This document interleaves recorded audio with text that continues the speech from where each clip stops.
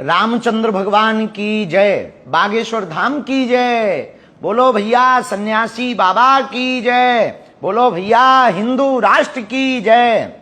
जात पात को हमें जड़ से मिटाना है, सोए हुए हिंदुओं को जगाना है। जय बागेश्वर धाम। आप सबको पता ही है, वर्तमान में भारत के आसपास की जो स्थितियां हैं वो बहुत विचित्र हैं। एक तरफ म्यांमार, एक तरफ भूटान, एक तरफ बांग्लादेश, एक तरफ चीन, एक तरफ पाकिस्तान। भारत विचित्र स्थितियों से घिरा हुआ है। हमारे हिंदू भाई बहन नेपाल में भी थे, फिजी में भी हैं, अभी भी नेपाल में है, मॉरिशस में भी है, इंडोनेशिया में भी है भैया। लेकिन दिन प्रतिदिन संख्या घट रही है, संख्या बल घट रहा है, धर्म विरोधियों का संख्या बल बढ़ रहा है। क्या तुम्हें पता है 65 से ज्यादा इस्लामिक देश हैं, 90 से ज्यादा ईसाइयों का देश है, पर हिंदुओं का एक भी देश नहीं। बुरा ना मानना, बांग्लादेश के ऊपर अगर अत्याचार हिंदुओं पर हुआ तो वो तो भारत में आ जाएंगे। मॉरिशस, फिजी या नेपाल के हिंदुओं पर अत्याचार होगा, शायद भारत उदार दिल दिखाए तो वो भारत में आ जाएंगे, पर भारत के हिंदुओं पर अगर अत्याचार होगा तब भारत के हिंदू कहां जाएंगे? यही चिंता हमको खाए जा रही और हम लोग बटे हैं जातियों में, समाज में, लोगों में। अपनी ऊर्जा अंग्रेजों पिछड़े के नाम पर खत्म कर रहे। अंग्रेजों पिछड़े की नाम की लड़ाई पर ही द्वंद्व हो रहे। जे बड़े हैं जे छोटे हैं, इसी के तमाशे चल रहे हैं। हम हिंदुस्तानी क्यों ना बने? हम भारतीय क्यों ना बने? हम हिंदू क्यों ना बने? अरे हम कहते भाई हम कट्टर हिंदू क्यों ना बने? यही हमारे मन में विचार आया। लेकिन ये जो क्रांति खड़ी करनी है वो तलवारों की नहीं, विचारों की करनी। इसलिए जात पात की करो विदाई, हम सब हिंदू भाई भाई। यह देश यात्राओं का देश है, राम जी की वनवास यात्रा, आज जगतगुरु शंकराचार्य की चारों मठों की स्थापना यात्रा। लेकिन इस देश में जब अंग्रेजों ने गुलामी की जंजीरों में भारत के लोगों को जकड़ लिया था और गुलामी की जंजीरों से जब भारत के लोग निकल नहीं पा रहे थे, तब इस देश के घर घर से चंद्रशेखर आजाद, सुभाष चंद्र बोस, भगत सिंह जैसे राष्ट्र प्रेमी घर से बाहर निकले।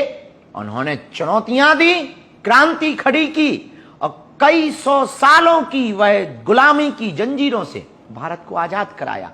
फिर से भारत जाति पात के नाम पर जंजीरों में भयंकर जकड़ रहा, जात पात के नाम पर राजनीतियां की जा रही और हम सब हिंदू अलग अलग होकर के हमारे ऊपर अत्याचार किया जा रहा है। आज बंगाल में पूजा करना बंद है, देवी पंडालों पर लोग आग लगा देते हैं। रामचरितमानस को खड़े हुए सड़क पर उत्तर प्रदेश के एक व्यक्ति ने खड़े हुए सड़क पर जलाया, किसी ने चूं तक नहीं बोला, ना तो फतवा जारी हुआ, ना हिंदू बोला। बहराइच की घटना, नूह मेवात की घटना, मणिपुर तो आए दिन जल रहा है, राजस्थान के कन्हैयालाल दर्जी की घटना सबको याद होगी। और पालघर के संतों को जो निर्दयता के साथ मारा, क्या तुम भूल गए? क्या तुम भूल गए पश्चिम बंगाल की वो कोलकाता की डॉक्टर बेटी जिसके ऊपर जिसका रेप भी किया और मर्डर भी कर दिया और अपराधी अभी भी देश से बाहर है? क्या तुम भूल गए छोटे से आदर्श नाम के बच्चे की चाकू भोंप करके हत्या कर दी? क्या तुम भूल गए तुम्हारे रामनवमी की यात्रा पर पत्थर फेंके जाते? क्या तुम भूल गए राम के होने का सबूत मांगा जाता? क्या तुम भूल गए जिस रामचरितमानस को तुम्हारे दादा परदादा पूछते रहे, जिसके आधार पर अपनी जिंदगी जीते रहे, और उसी रामचरितमानस को खंडित किया जाता और तुम चुप बैठे हो, अभी भी नहीं जगे हो? कब जागोगे? तब जागोगे जब तुम्हारे घर पर लोग कब्जा कर लेंगे, तुम्हारी बच्चियों पर अत्याचार करेंगे, तुम्हें मंदिरों से भगाएंगे, तुम्हारे भगवानों को भगाएंगे। तब तुम जागोगे जब तुम्हारा देश से निकाला करेंगे। कब जागोगे? हमारे मन में विचार आया, इस देश में अब हमें हिंदुओं को एक करना है, कट्टर हिंदुओं को। हाँ, निमंत्रण है, हम प्रवचन देने नहीं बैठे हैं। 21 नवंबर से 29 नवंबर तक बागेश्वर धाम से राम राजा ओरछा तक हमने ठाना है प्रथम पदयात्रा कर रहे हैं। ये पदयात्रा जात पात भेदभाव ऊंच नीच को मिटाने के लिए इस देश में दो जातियां बनानी है हमें, एक अमीर की, एक गरीब की। हमें किसी से लड़ना नहीं है, हमें ताकत भी नहीं दिखानी है, हमें भीड़ भी नहीं जुटानी है। हमें लोगों के अंदर जात पात के जहर को निकाल कर हम सब हिंदू एक हैं, इस विचार को भरना है। इसीलिए भैया धर्म युद्ध की तैयारी हो गई है, बिगुल बज गया है, धर्म ध्वज का पताका लहरा गया है। 21 तारीख से 29 तारीख तक प्रथम बार पहली अपने जीवन में हम पद यात्रा कर रहे हैं। शोभा यात्रा नहीं कर रहे हैं कि आप आओ फोटो खिंचाओ चल दो, पद यात्रा कर रहे हैं। आप आओ, खुद भी जगो, बगल के हिंदू को भी जगाओ और इस बात पर गर्व करो, हम हिंदू हैं, हिंदुस्तान हमारा है। अपने लिए तो ठीक है, आपकी आने वाली पीढ़ियों के लिए ये क्रांति बहुत आवश्यक है। तुम्हारी बहन बेटी सुरक्षित रहे, ये क्रांति बहुत आवश्यक है। तुम्हारी दादा परदादाओं की जमीनों पर दूसरे मजहब के लोग कब्जा ना कर लें, इसलिए ये क्रांति बहुत आवश्यक है। ये क्रांति इसीलिए भी आवश्यक है, तुम्हारी बहन बेटी स्कूल जावे तो कोई तेजाब ना डाल दे, श्रद्धा जैसे 35 टुकड़े ना मिले। इसलिए इस देश में ये क्रांति बहुत आवश्यक है। ये पहली पद यात्रा है, हम रुकेंगे नहीं, जब तक तन में प्राण रहेंगे झुकेंगे नहीं। हिंदुओं के लिए आगे आएंगे, हमें किसी से लड़ना नहीं है, हमें विचारों की क्रांति खड़ी करना है। इसलिए जात पात और भेदभाव को जड़ से मिटाना है, हमको भारत भव्य बनाना है। 21 नवंबर से 29 नवंबर की पदयात्रा में आप नहीं आ पा रहे, कोई दिक्कत नहीं, घर पे बैठो, कल हम याद आएंगे। पर सुनो, घर पे बैठ के भी कुछ कर सकते, एक हनुमान चालीसा का पाठ करो और इस पद यात्रा को जन जन तक पहुंचाओ। घर पर बैठ करके भी जात पात को मिटाने का संकल्प लो कि आज से 2 ही जातियां हैं, एक अमीर एक गरीब।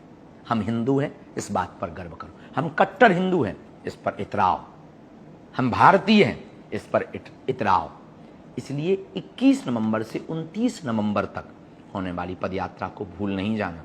अगर आप आसपास रहते हैं तो आ जाओ, फ्री हो एक दिन के लिए आ जाओ। धर्म युद्ध में किसी को निमंत्रण नहीं भेजा जाता।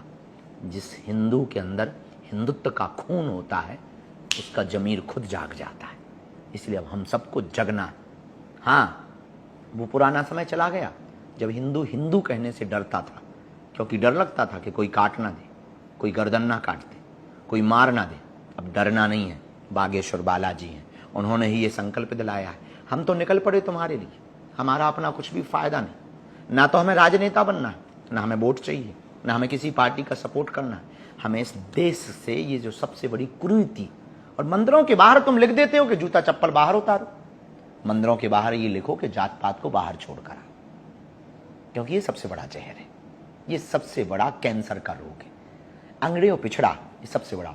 गरीब सिर्फ ताली बजाने के काम आता है, अमीर मंचों पर अपना चेहरा चमकाता है। ये सबसे बड़ा कैंसर है। हम चाहते हैं इस देश में समानता हो, इस देश में एकता हो। ये आदि जगतगुरु शंकराचार्य का विचार था, एकात्म यात्रा, अद्वैत की यात्रा।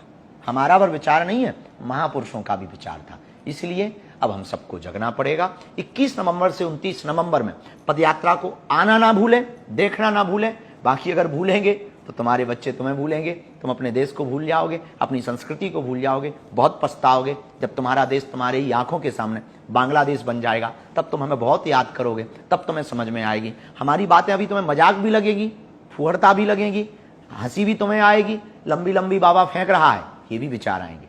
लेकिन 10 साल बाद जब इस देश में धर्म विरोधी जो 6% थे वो 22% हो गए, जब तुम पर अत्याचार करेंगे तब हमारी बातें याद आएंगी कि हमने ठीक कहा था, हमारी बातें याद आएंगी, हमने सही आवाहन किया था। पर हाँ, अभी तो अभी है, 21 नवंबर से 29 नवंबर भूल ना जाना। आना, राम राजा ओरछा की शरण में हम ध्वज चढ़ाएंगे, हिंदुओं को एक होने का संकल्प दिलाएंगे, कट्टर हिंदू बनाएंगे। ये बागेश्वर धाम से आपको आमंत्रण है, आमंत्रण है। चलो चलो चलो, बागेश्वर धाम से राम राजा ओरछा तक चलो। जात पात की करो विदाई, हम सब हिंदू भाई।